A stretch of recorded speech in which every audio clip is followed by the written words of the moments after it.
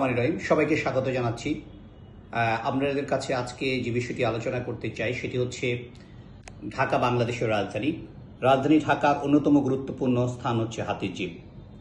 গত 2-3 দিন আগে হাতিরঝিল যাওয়ার সময় যে দৃশ্য দেখেছি, আসলে 2013 সালের 2রা জানুয়ারি রাজধানী ঢাকার ফুসফুস খ্যাত হাতিরঝিল চালু হয়েছে। ঢাকা শহরে বিশেষ করে রামপুরা, বনশ্রী, তেজগাঁও, গুলশান, বনানী এবং বিশেষ করে প্রত্যেকটি অঞ্চলে বলা যায় মানুষ এই হাতিরঝিলের কারণে উপকৃত হয়েছে। এখানে জলযানও চলাফেরা করে, যার মাধ্যমে সহজে মানুষ এক প্রান্ত থেকে শহরের এক প্রান্ত থেকে অন্য প্রান্তে যেতে পারছে। কিন্তু এই অভিজ্ঞতাটি আসলে সুখকর নয়। যখন এই হাতিরঝিল তৈরি করেছেন বাংলাদেশ সেনাবাহিনী, তাদের দীর্ঘদিন তাদের তত্ত্বাবধানে ছিল। আমরা যতটুকু জেনেছি বর্তমানে বাংলাদেশ সেনাবাহিনীর তত্ত্বাবধান নেই, বর্তমানে এটি তত্ত্বাবধান করছেন রাজধানী উন্নয়ন কর্তৃপক্ষ।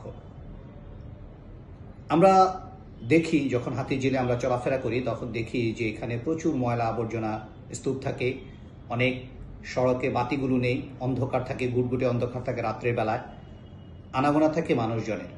সত্যি এই এলাকায় যারা চলাফেরা করেন, বিশেষ করে সন্ধ্যার দিকে রাতের বেলায়, তারা আসলে খুব একটা ভয়ার্থ পরিস্থিতির শিকার হন।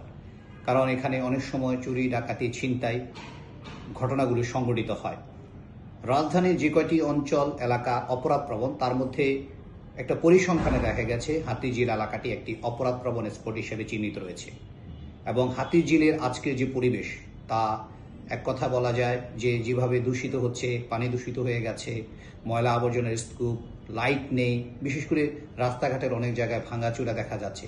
সেগুলো দেখাশোনা যাদের দায়িত্ব, যে দায়িত্বশীল কর্তৃপক্ষ রয়েছে, তাদেরকে উদারত আহ্বান জানাবো, আপনারা হাতিরঝিলের দিকে নজর দিন। ঢাকার একটি গুরুত্বপূর্ণ এলাকা, ঢাকার যে ফুসফুস বলা হয়, সে হাতিরঝিল আজকে দিন দিন মানুষের কাছে অনেককে যখন আমাদের কাছে আমরা বলতে শুনি, অনেকে বিব্রতকর পরিস্থিতির মধ্যে পড়েন এবং চলাচলের সময় তারা দুর্গন্ধের মধ্য দিয়ে মানুষকে চলাফেরা করতে হয়।